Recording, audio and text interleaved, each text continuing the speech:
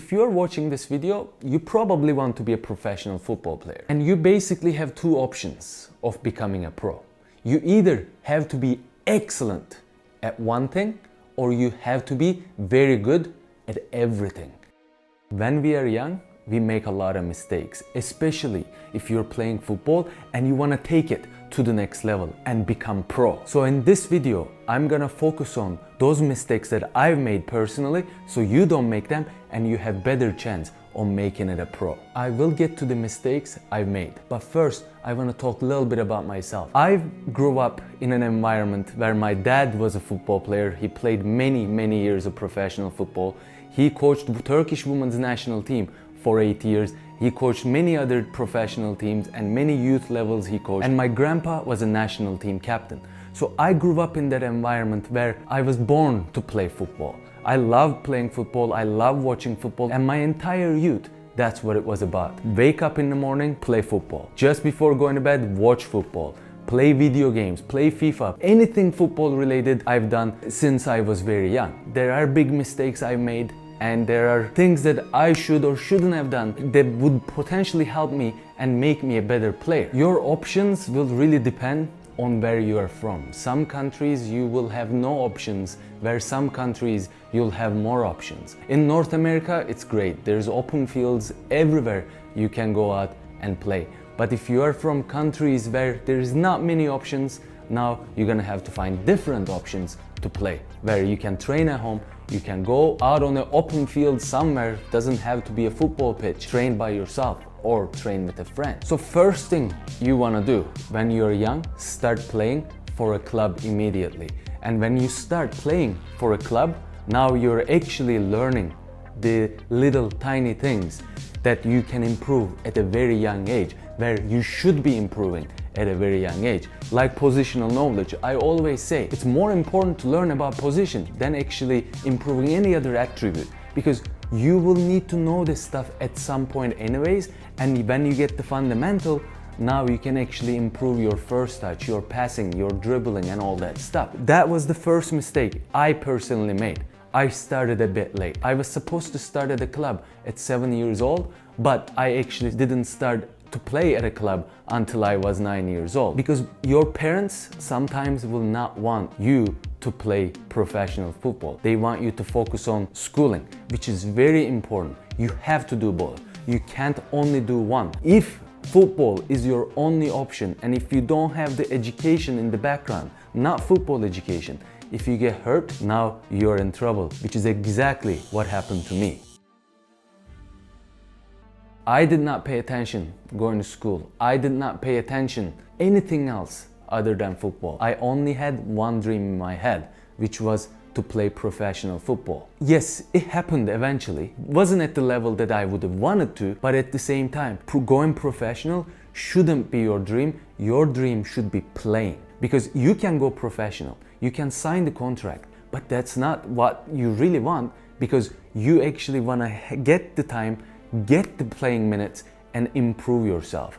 I played at a very good team with very good players, but I wasn't getting enough minutes and I wasn't improving myself at the age that I should have been improving the most. And this is why, just because you can sign a professional contract doesn't mean you should sign it.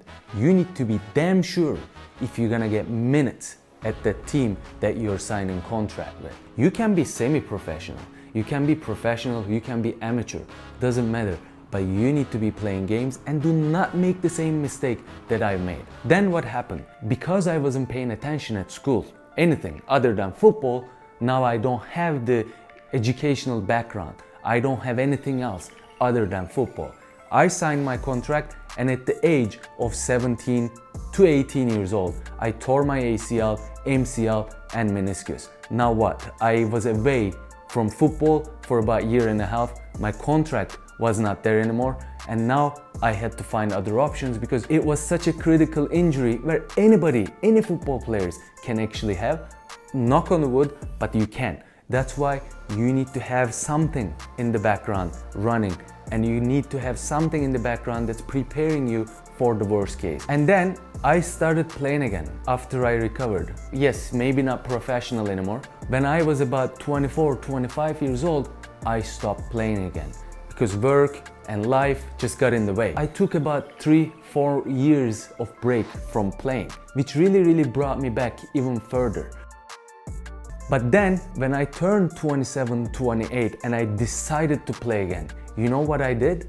I actually worked really hard, really hard, where I should have been working this hard when I was very young, when I was 14, 15, 16 years old. Maybe I wouldn't have that original injury that I did. As you get older, you realize these things. You're wishing that somebody told you these when you were very young. But then I hurt myself again. I had another ACL surgery, which is really bringing you back mentally and physically. I had the second ACL surgery when I was 31 years old. So now you're actually thinking, okay, I got good couple of years left here. Do I want to keep playing and maybe hurt myself again? Or do I just leave it here?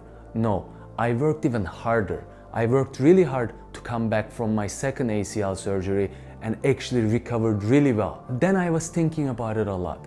You know what I thought?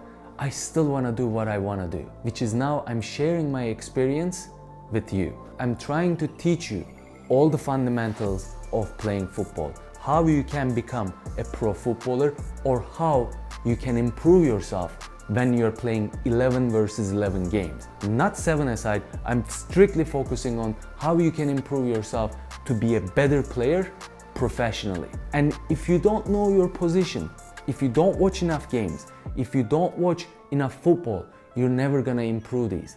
You need to watch as much as football as possible without the ball. That's the most important part. You need to realize that you need to watch the games a couple of times.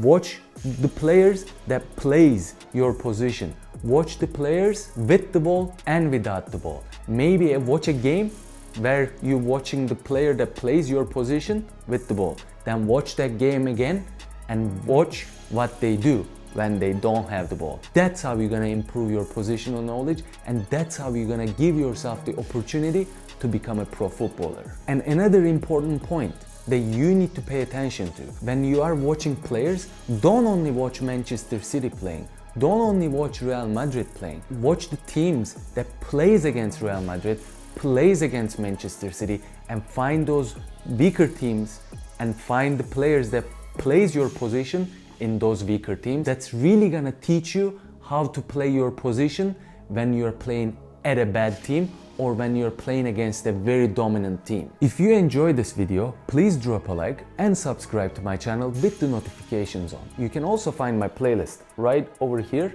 Thanks for tuning in, and I will see you next time.